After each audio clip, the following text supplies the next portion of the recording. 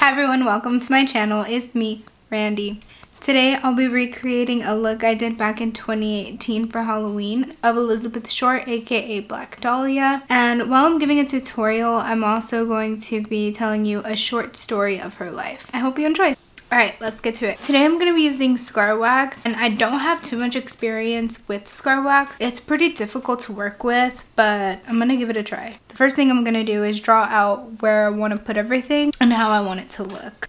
Second step when using scar wax, and the most important part, is that you need to have spirit gum or some other type of really sticky adhesive, because the wax is super slippery and it moves really easily all over the place. It won't stay on that long if you don't have some type of adhesive to make it stick to your face or wherever you're gonna put it. Just go over those lines you made. It doesn't have to be exact. So Elizabeth Short was born on July 29th, 1924. She was a Leo in Boston, Massachusetts. She was sandwiched between four sisters, so her being the third daughter, to parents Cleo Short and Phoebe Sawyer. While this is getting a little sticky and drying out, I'm using Ben Nye nose and scar wax, a little spatula, and some Vaseline. My best advice is to just put the Vaseline all over your hand. That way you don't have any scar wax really sticking to your fingers.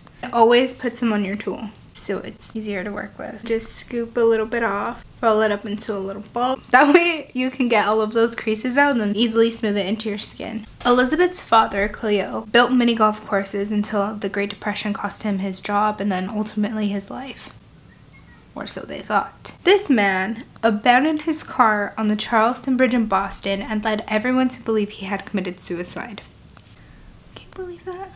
And then 12 years later, he wrote Elizabeth's mother Phoebe an apology letter revealing that he was alive and just living it up in Cali. Like, really, Cleo? After faking your death and leaving Phoebe broke with 5 kids, you expect her to care that you're alive? Okay, it's starting to stick pretty nicely. Now I'm going to add more Vaseline to my fingers. Rub it in till it gets warm. Just really rub it in and work out these edges to make them blend. I feel like the edges are the most important part because then it doesn't look so fake, and you're going to be cutting the inside anyway, so this middle part, it's not that important. What's important is that the wax sticks to your skin and the edges just look natural. Anyway, unlike her mother, Elizabeth was happy to hear that her father was alive and well, especially that he was living in California, since she had dreams of being on the big screen. So she packed her bags and she headed to the West Coast. Living with her father was brief, reasons being she only wanted to party and sleep. Cleo wasn't too fond of Elizabeth's lifestyle. This resulted in arguments between the two, and a month later Elizabeth moved out. In mid-1943, she moved to Santa Barbara, where she was later arrested for underage drinking. After her arrest, the authorities sent her back to Medford, but she ended up going to Florida instead to stay with some family friends. It was there that she met, get ready, Major Matthew Michael Gordon Jr., an Army Air Force officer. They quickly fell in love, and he was deployed to India. But they kept a long-distance relationship, and he ended up proposing to her through a letter. Elizabeth happily accepted his proposal, but on August 10th, 1945, his plane crashed, killing him instantly. La pobrecita, that must have been so devastating. I'm gonna give both sides a good rub with Vaseline.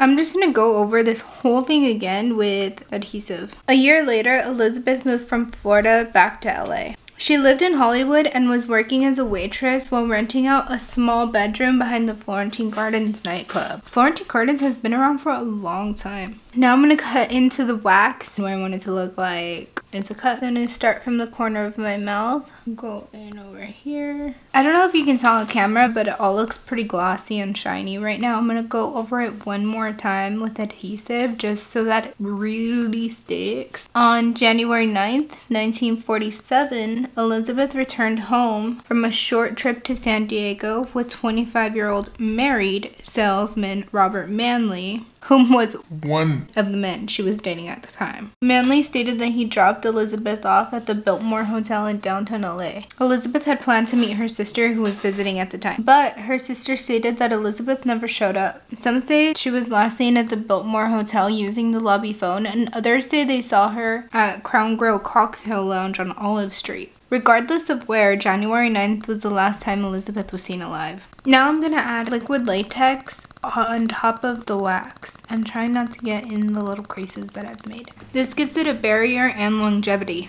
Elizabeth's mutilated body was found on January 15th, 1947, around 10 a.m. in Leimert Park in LA by Betty Bersinger. Beth's 1943 arrest resulted in her mugshots and her fingerprints being taken, and is how she was so easily identified by authorities. Elizabeth's murder was one of, if not the most heinous crimes America had seen so far. Now that the liquid latex is dry, I'm gonna add some finishing powder on top to take away the shine.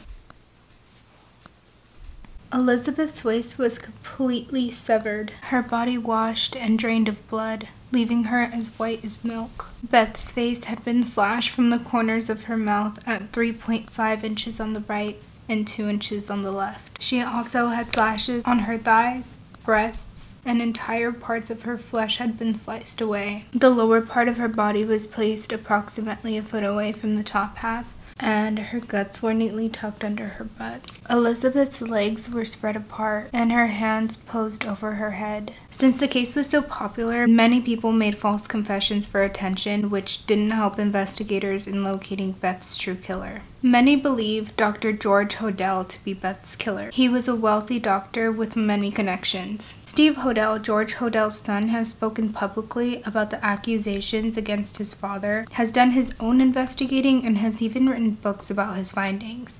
I'll leave a list of his books and an interview he did with Inside Edition in the description below. It's sitting out pretty good. And now, I'm gonna rub it. Okay. I need a refill. I gotta go.